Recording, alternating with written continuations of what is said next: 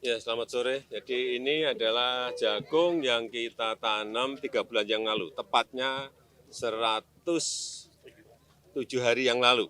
Kita ke sini, kita tanam dan hasilnya ini. Memang ada yang sudah bagus-bagus, gede-gede seperti, tapi juga ada yang masih ini karena terlalu banyak air. Sehingga tadi dievaluasi dari Pak Mentan, dari Pak Bupati, dari petani, memang paritnya harus lebih dikecilkan. Jaraknya kira dari 12 jadi 5 atau 6 meter.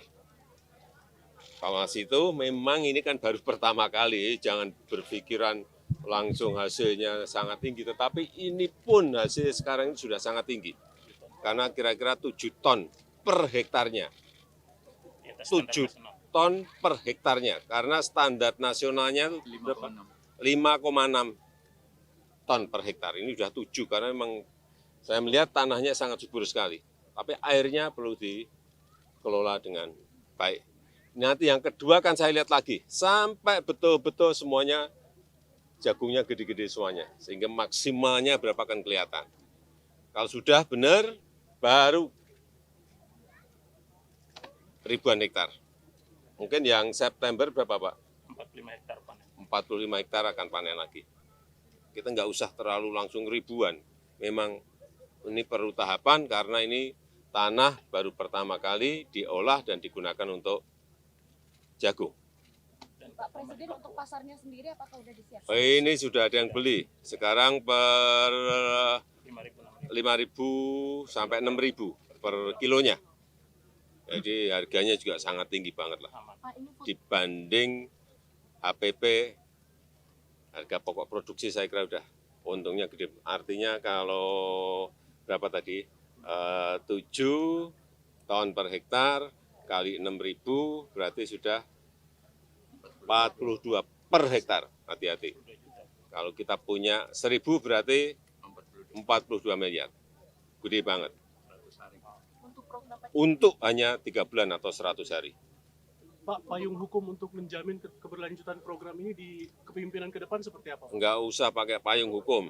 Pelaksananya kalau sudah Pak Mentan sudah dalam percobaan seperti ini sudah kelihatan, semuanya mestinya otonomi, sudah tanggung jawab Pak Bupati. Nanti kalau sudah ini alatnya sudah benar, karena alatnya pun perlu ada modifikasi, sudah betul semuanya, serahin Bupati, Bupati yang mengkoordinir, mengorganize masyarakat yang ada di sini. Tetapi memang dalam jumlah yang banyak ini akan memunculkan produktivitas per hektarnya nantinya.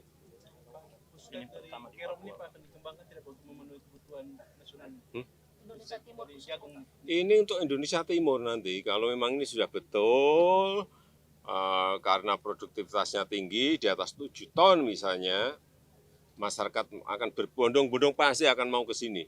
Oh, per hektar 42 juta, hanya dalam waktu 3 bulan sampai 100 hari. Siapa yang nggak mau?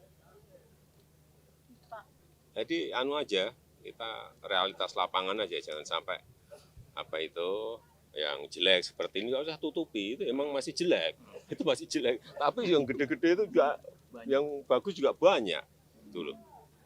Pak, oleh-oleh dari PNC Pak. Papua Nugini. Saya melihat hubungan kita dengan Papua Nugini semakin baik dan nanti akan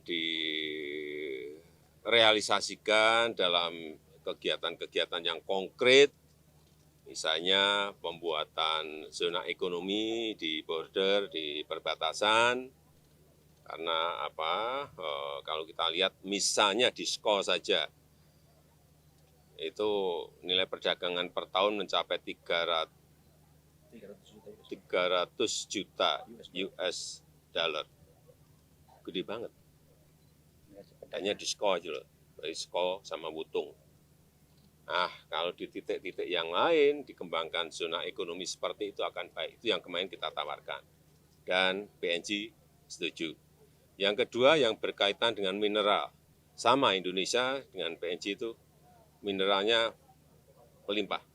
Tetapi PNG ingin, karena melihat hasil stok nikel di Indonesia memberikan nilai tambah yang sangat besar sekali, sampai 30 kali, sehingga PNG ingin melihat step-stepnya seperti apa, dan Indonesia terbuka untuk itu. Silahkan kita melihat downstreaming industri di Morowali, di WDB, juga untuk nikel dan juga untuk koper, untuk tembaga di Gresik, yang dari Freeport, atau yang boksit ada di Bintan. Semuanya ada dan kita akan buka. Kalau mau kerjasama, boleh, dengan BUMN bisa, dengan private sektor swasta kita bisa, tidak kerjasama pun nggak apa-apa, tetapi kita terbuka ini untuk kemajuan bersama, terutama untuk Global South. Selatan-selatan ini penting sekali kita galang bersama-sama. Pak, ini kan kalau dilihat dari terus untuk penataan kios-kios di border sendiri bagaimana?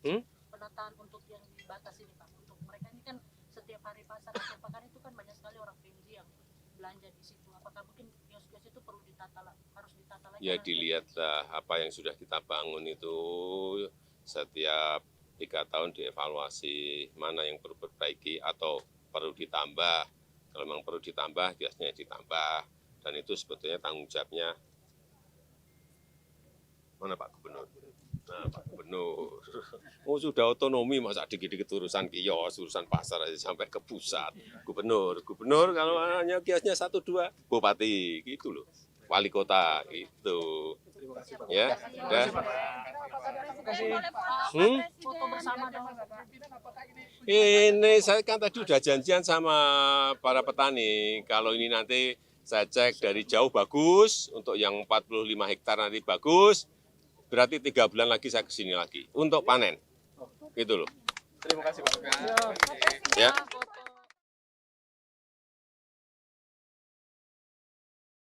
Jangan lupa subscribe ya.